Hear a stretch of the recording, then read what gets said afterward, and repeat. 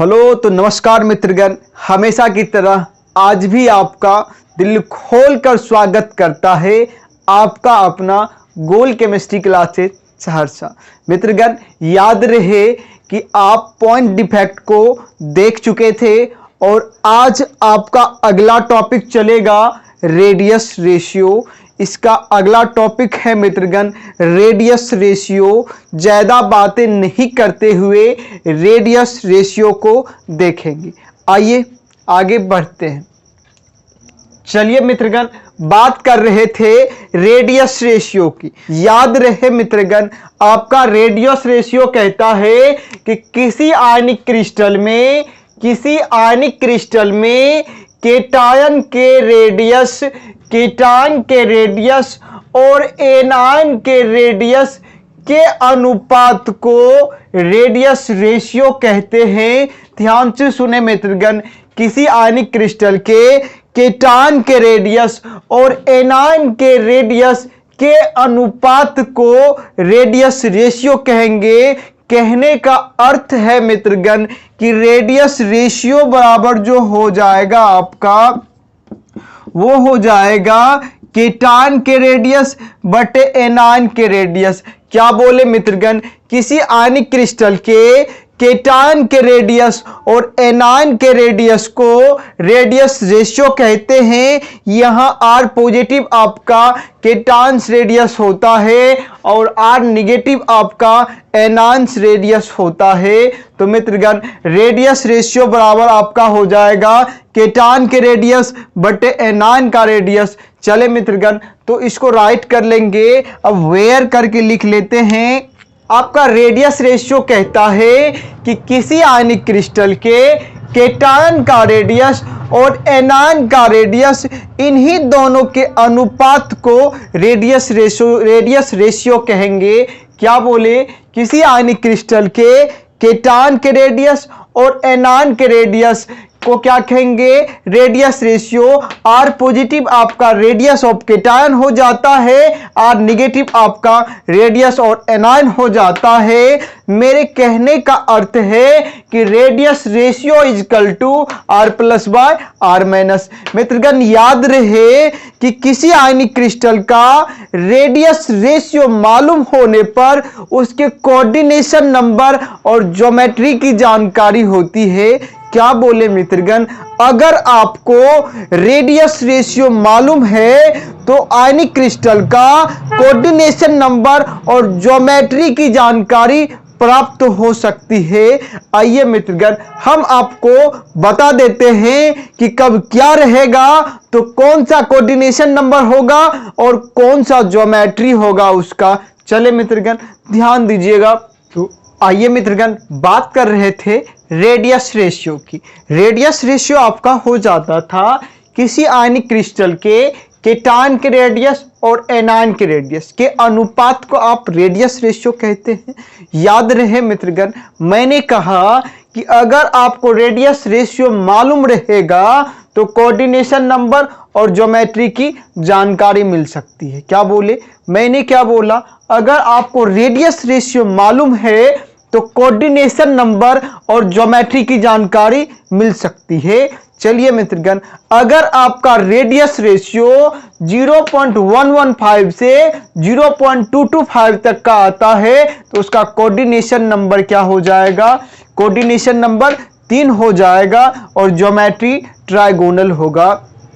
ध्यान से सुने मित्रगण, मैंने बोला 0.115 से 0.225 तक का कोऑर्डिनेशन नंबर मित्रगण 3 होता है और इसका ज्योमेट्री ट्राइगोनल होता है। उसी प्रकार से अगर इनके और इनके बीच आएगा आपका रेडियस रेशियो तो उसका कोऑर्डिनेशन नंबर 4 हो जाएगा और इसका ज्योमेट्री टेट्राहाइड्रल हो जाएगा। और इनके बीच आएगा तो कोऑर्डिनेशन नंबर 6 हो जाएगा और ऑक्टा हो जाएगा। उसी प्रकार से अगर कोऑर्डिनेशन नंबर 8 होगी तो ये क्यूब कहलाएगा। मित्रगण, आपको रेडियस रेशियो में किसी प्रकार की कोई भी तकलीफ नहीं होनी चाहिए।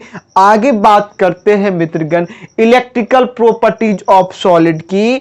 इलेक्ट्रिकल प्रॉपर्टीज ऑफ सॉलिड की यहां आपका रेडियस रेशियो खत्म हो जाता है और अगला टॉपिक आपका हो जाता है इलेक्ट्रिकल प्रॉपर्टीज ऑफ सॉलिड। क्या होता है इसका Hindi? Electrical properties of solid, इसको बोलते हैं ठोस का विद्युतीय गुण। याद रहे मित्रगण, ठोस के विद्युतीय गुण को 3 भागों में बांटा गया है, 3 टाइप्स में बांटा गया है, जिसमें से पहला आपका हो जाता है कंडक्टर, जिसमें से पहला आपका होता है कंडक्टर CONDUCTOR, और दूसरा आपका होता है नॉन कंडक्टर, नॉन कंडक्टर, और इसी को मित्रगण इंसुलेटर भी कहते हैं INSULATOR। चलिए अगला आपका हो जाता है सेमीकंडक्टर, सेमीकंडक्टर, कंडक्टर।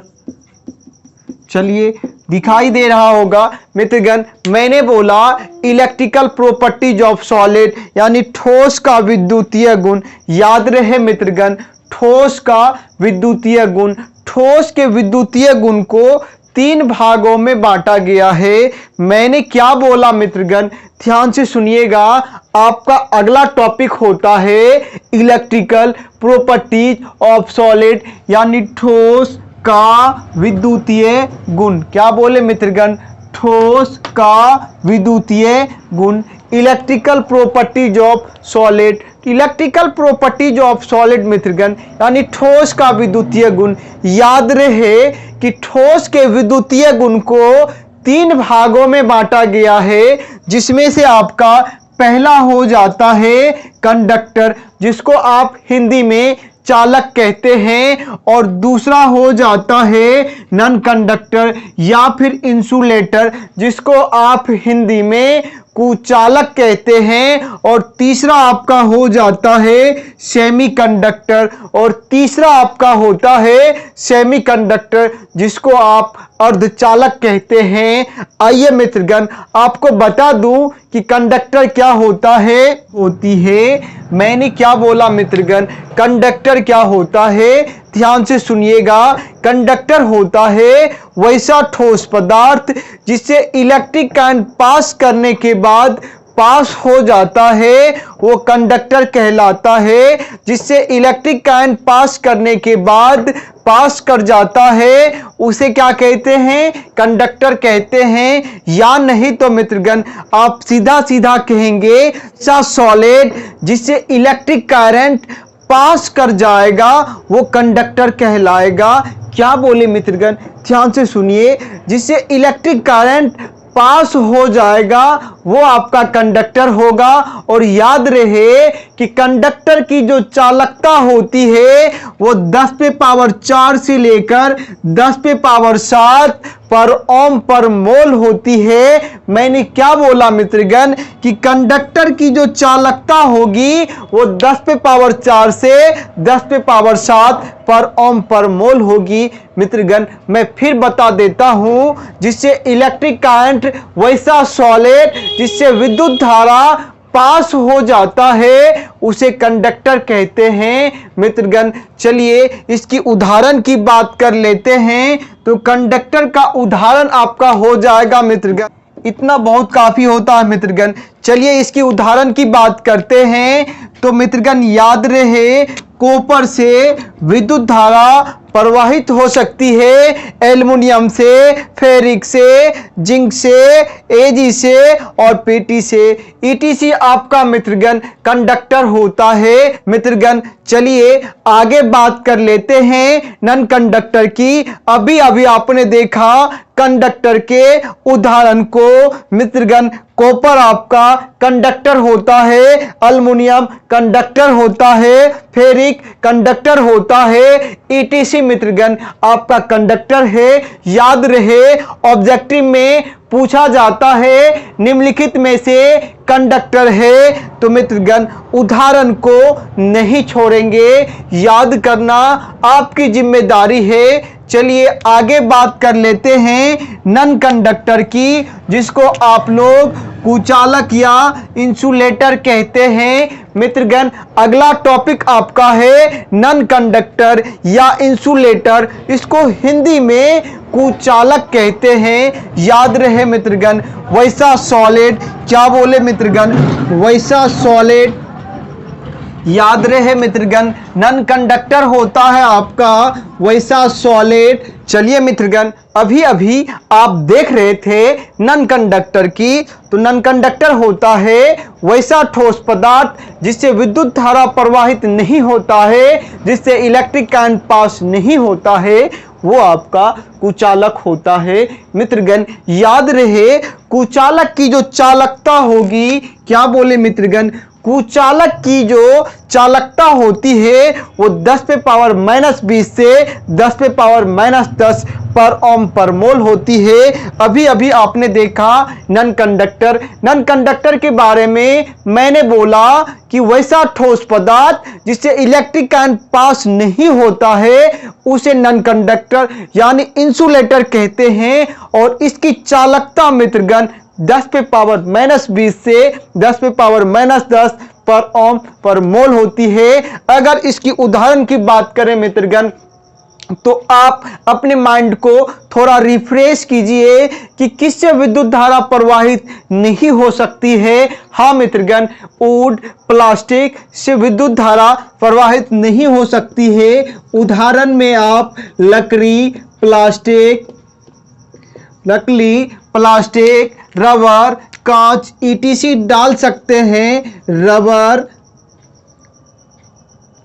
रबर, कांच ETC आपका कुचालक हो जाता है। मित्रगण, अभी अभी आपने देखा कि वैसा ठोस पदार्थ जिससे विद्युत धारा प्रवाहित नहीं होगा वो आपका कुचालक कहलाएगा, जैसे लकड़ी, प्लास्टिक, रबर, कांच। मित्रगण, याद रहे लकड़ी का जो चालकता होता है वो 10 पे पावर -20 से 10 पे पावर -10 पर ओम पर मोल के बीच ही होता है, इसलिए लकड़ी से विद्युत धारा प्रवाहित नहीं होती है। मित्रगण, आपको क्वेश्चन पूछेगा कि रबर से विद्युत धारा प्रवाहित नहीं हो सकती, क्यों? तो मित्रगण, आपका जवाब होगा क्योंकि रबर की जो चालकता होती है वो 10 पे पावर -20 से 10 पे पावर -10 होता है, इसी कारण रबर से विद्युत धारा प्रवाहित नहीं हो सकती है। मित्रगण, याद रहे अगर आपको पूछेगा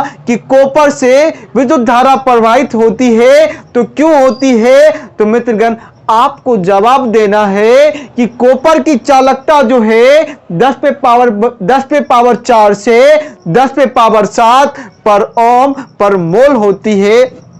मित्रगण, आपने अभी देखा कंडक्टर, नन कंडक्टर। अगला टॉपिक आपका है सेमीकंडक्टर। चले मित्रगण, एक बार री कर लेते हैं फिर आगे बात करेंगे। सबसे पहले आपने देखा रेडियस रेशियो। रेडियस रेशियो क्या होता है? किसी आयनिक क्रिस्टल के केटायन के रेडियस। हाँ मित्रगण, मैंने बोला कि किसी आयनिक क्रिस्टल के केटायन के रेडियस और एनायन के रेडियस। मित्रगण, ध्यान से सुनिए, दिमाग जो होता है एक नंबर का हरामखोर आइटम होता है, इसलिए मित्रगण अपने माइंड को हर हमेशा फुसला के रखना है, बहकने नहीं देना है। इधर बात कर रहे हैं तो इधर ही देखना है। चलिए बात करते हैं रेडियस रेशियो की। रेडियस रेशियो कहता है कि किसी आयनिक क्रिस्टल के केटायन के रेडियस और एनायन के रेडियस का जो अनुपात होगा वो रेडियस रेशियो कहलाएगा, त्रिज्या अनुपात कहलाएगा। मित्रगण, याद रहे कि R+ आपका केटायन का रेडियस है, R- आपका एनायन का रेडियस है। मित्रगण, मैं पहले भी बोला था और अभी भी बोल रहा हूं कि अगर आपको रेडियस रेशियो मालूम रहेगा तो उसके कोऑर्डिनेशन नंबर और ज्योमेट्री की जानकारी हो सकती है। चले मित्रगण आगे बात कर लेते हैं इलेक्ट्रिकल प्रॉपर्टीज ऑफ सॉलिड की। तो आपका इलेक्ट्रिकल प्रॉपर्टीज ऑफ सॉलिड जो है ये होता है मित्रगण, जिसको आप हिंदी में ठोस का विद्युतीय गुण कहते हैं। याद रहे मित्रगण, ठोस का विद्युतीय गुण जो होता है वो 3 भाग में होता है, जिसमें से पहला भाग आपका कंडक्टर होता है। पहला भाग आपका कंडक्टर होता है जिससे विद्युत धारा प्रवाहित की जा सकती है, वो आपका कंडक्टर होता है। और जिससे विद्युत धारा प्रवाहित नहीं की जा सकती है वो आपका नॉन कंडक्टर होता है। मित्रगण आशा करता हूं कि आपको सारी चीजें बहुत ही सुगमता पूर्वक और अच्छा से समझ में आया होगा। अगर मित्रगण आपको हमारा वीडियो पसंद आता है तो आप अपने दोस्तों के पास शेयर जरूर करें और लाइक और सब्सक्राइब करना ना भूलें। याद रहे मित्रगण, मैं हमेशा की तरह आज भी कहूंगा कि महिलाओं, बच्चों, सैनिकों और अन्नदाता का सम्मान करें। यह हमारी देश की धरोहर होती है। मित्रगण हमारे साथ आपका प्रेम पूर्वक बने रहने के लिए लख लख धन्यवाद।